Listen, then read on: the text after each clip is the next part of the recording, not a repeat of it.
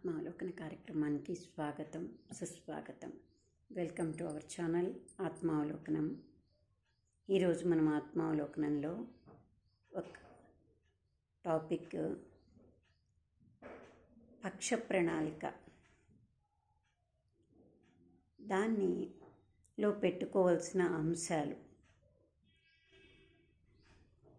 దానివల్ల మనకొచ్చే సత్ఫలితాలు అనే టాపిక్ మీద మాట్లాడుకుంటున్నాం. ఎందుకు ఈ టాపిక్ మాట్లాడాల్సి వచ్చింది అంటే, సొసైటీలో మనకు ఈ రోజుల్లో పసి బిడ్డ దగ్గర నుంచి పెద్దవారి వరకు సెల్ అనేది ఎక్కువగా యూజ్ చేస్తున్నారు. సెల్ వాడటం తప్పు కాదు, మీరు నాతో ఏకీభవించవచ్చు, లేక మీకు కోపం రావచ్చు. కానీ వాస్తవం మనం మాట్లాడుకోవాల్సిన అవసరం ఉంది కాబట్టి నేను ఈ టాపిక్ అనేది వీడియోగా చేశాను. ఎందుకంటే సెల్లు అవసరాలకు వాడడము కరెక్టే, దాన్ని వినియోగించడము ఈ రోజుల్లో అవసరమే. ప్రతి పని దాంతోనే జరుగుతోంది అనేది సత్యమే. కానీ ఎక్కువ శాతం రోజులో ఎక్కువ గంటలు దాంతోనే ఉండడం చూస్తున్నాం. దాన్ని మనము ఒక పక్ష ప్రణాళిక అనేది పెట్టుకొని, ఇదివరకు దేశం కోసం పంచవర్ష ప్రణాళిక అని పెట్టేవాళ్ళు. కానీ ఇప్పుడు వ్యక్తి బాగు కోసం, అంటే మన బాగు కోసం, మన మంచి చెడుల్ని ఆలోచించుకోవడం కోసం ఈ నేను అనుకున్నది మీకు చెప్తున్నాను. పక్ష ప్రణాళిక అని పెట్టుకోవడం మంచిది. అంటే ఈ పక్షము అనే వర్డ్ ఎందుకు వాడాను అంటే, మన తెలుగు పదాలను చాలా వరకు మర్చిపోతున్నాం. పక్షము అంటే 15 రోజులు. అంటే 15 రోజులకు ఒకసారి మనము మన మీద మనం రివ్యూ చేసుకుంటే, దేనివల్ల ఎన్ని నష్టాలున్నాయి, దాన్ని నేను పోగొట్టుకోవాలంటే ఏ రకంగా నేను దాన్ని సరిచేసుకోవాలి అని ఎవరికి వారు తెలుసుకోవాల్సిన అవసరం ఉంది. ఫస్ట్ ముఖ్యమైన అంశాలు మనం పక్ష ప్రణాళికలో పెట్టుకోవాల్సినవి ఏంటివి అంటే, సెల్లు 4 ఉన్నాయి ముఖ్యమైనవి. ఈరోజు మనము 2 గురించి మాట్లాడుకొని మిగతా 2 తదుపరి వీడియోలో మాట్లాడుకుందాం. మొదటిది సెల్లు. సెల్లు ఎక్కువగా వాడడం వల్ల ఉపయోగాలు ఎంత ఉన్నాయో సెల్లు వల్ల నష్టం కూడా అంతే ఉంది. అది స్లో పాయిజన్ లాగా మనిషిని తన నర్వస్ సిస్టమ్ మీద పనిచేస్తుంటుంది. అది మనకు తెలీదు, కానీ బాడీ మాత్రం దానివల్ల ప్రభావితం అవుతుంటుంది. దాన్ని అవాయిడ్ చేసుకోవడం మనకు చాలా అవసరం. అందుకని రోజులో ఎంత అవసరం ఉందో అంత వాడుకొని అవాయిడ్ చేయగలిగిన అంశాలు ఏమన్నా ఉంటే ఆ టైంని మనం సెల్లు వాడకాన్ని తగ్గించుకోవడానికి ఉపయోగించుకోవాలి. ఎందుకంటే ఆ సెల్లు ఆరోగ్యం పాడైతే ఏది మనకి ఎన్ని ఉన్నా ఉపయోగించుకోలేము. అందువల్ల ముఖ్య కారణమైనటువంటి ఈ రోజుల్లో అందుకని దాన్ని మనము కొన్ని గంటల సేపు అవాయిడ్ చేయడానికి ప్రయత్నం చేయాలి. అంటే మనకు ఇన్ని కెపాసిటీలు వచ్చినప్పుడు, అనర్థం జరుగుతుంది అని తెలిసినప్పుడు దాన్ని తగ్గించుకోవడంలో తప్పు లేదు కదా. మనకు అంత కెపాసిటీ లేకుండా ఉన్నదా? మన మీద మనకు ఉంది కాబట్టి దాన్ని పక్ష ప్రణాళికలో కొన్ని గంటల పాటు నేను వాడను, అన్నెసరీగా ఉన్నప్పుడు కొంత తగ్గించుకుంటాను అని మనం దాంట్లో పెట్టుకోవాలి. ఇంకొకటి దానివల్ల నష్టం ఇప్పుడు ఆరోగ్యం మీద, రెండోది ఆలోచనల మీద.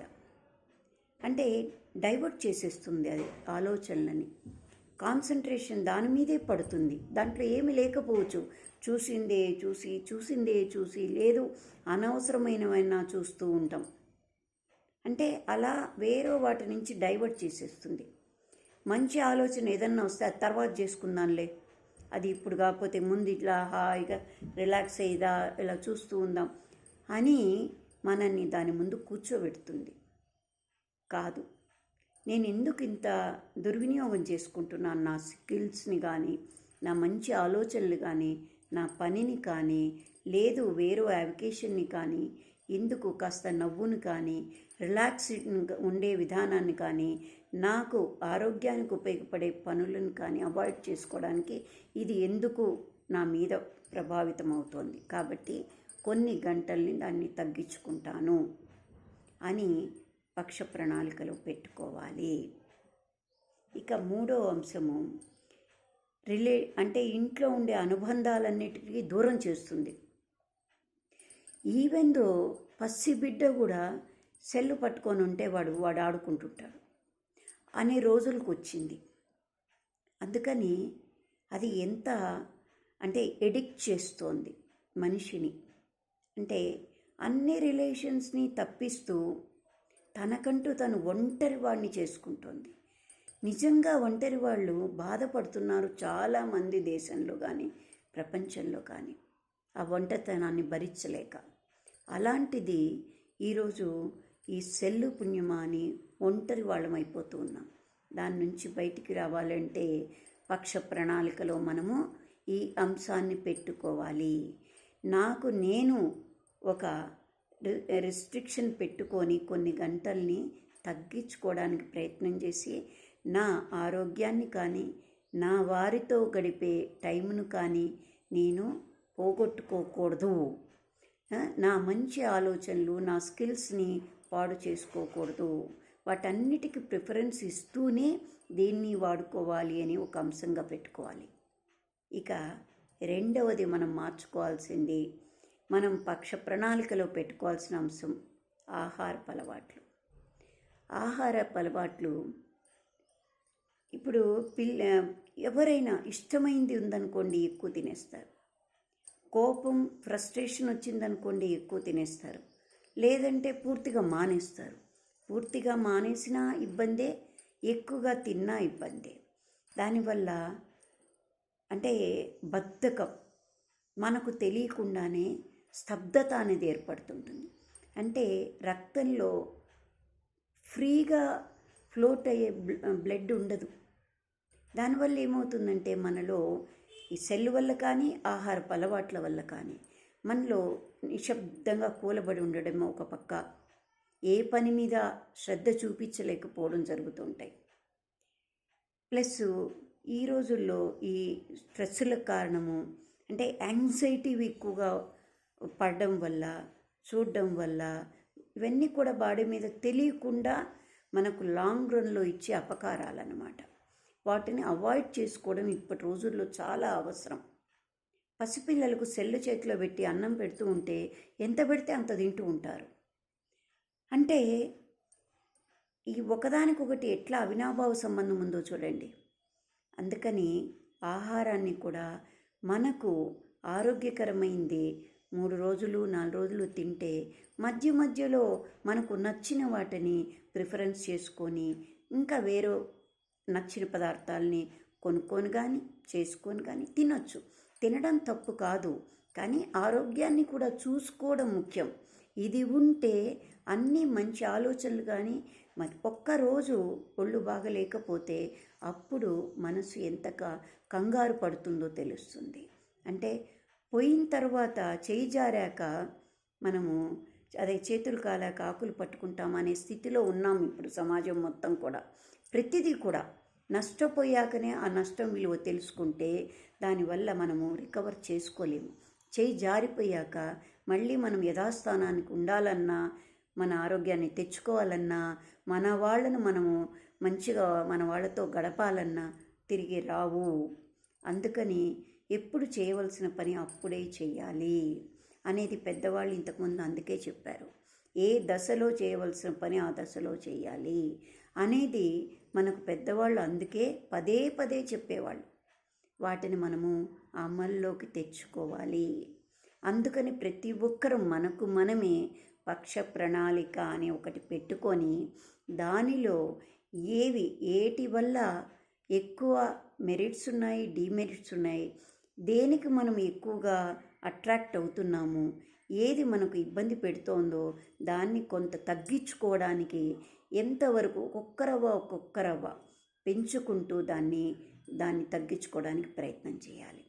టైంని కొంత అన్ని మన పనులు అన్నీ చేసుకుంటూనే మనం ఆహారానికి కానీ సెల్లుకు కానీ ఆరోగ్యకరంగా వాడుకుంటే దానివల్ల సత్ఫలితాలు ఎక్కువగా ఉంటాయి.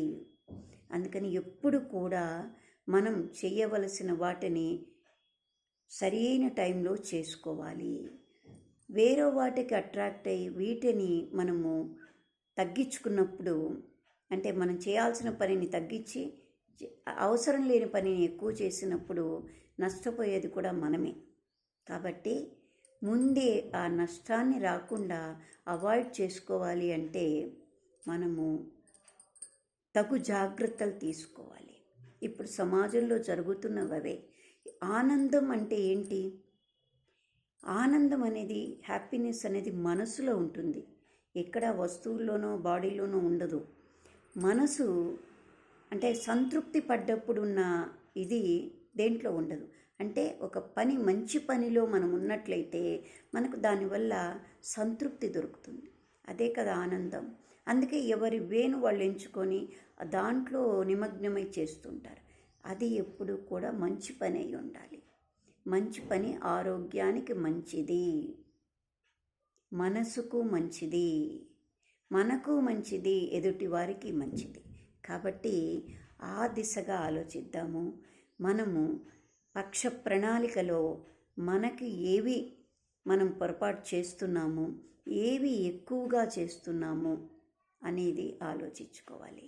ఇప్పుడు మాన్యువల్ వర్క్ తగ్గిపోయి మెకానికల్గా మెషిన్స్తోనే ఎక్కువగా వాడకం ఉంటుంది, మనకు ఆధారపడుతున్నాం. కాబట్టి మనం ఎక్కువగా ఆహార అలవాట్లను జాగ్రత్తగా తీసుకుంటేనే మన ఆరోగ్యాలు బాగుంటాయి, మన మనస్సు బాగుంటుంది. అంటే మనసుకు బాడీకి రిలేషన్ ఎక్కువగా ఉంటుంది. మనసు బాగాలేదంటే ఏ పని చేయలేం. మనసు బాగాలేదండి అంటాం, కొన్నిసార్లు శరీరం బాగాలేదండి, ఆరోగ్యం బాగాలేదండి అంటాం. మనసు బాగాలేకపోయినా ఆరోగ్యం బాగోదు, ఆరోగ్యం బాగపోయినా మనసు బాగోదు. కాబట్టి ఆరోగ్యం బాగుంటే మనసు బాగుంటుంది, మనసు బాగుంటే ఆరోగ్యం బాగుంటుంది. ఆ రెండు బాగుండాలంటే మన అలవాట్లు బాగుండాలి.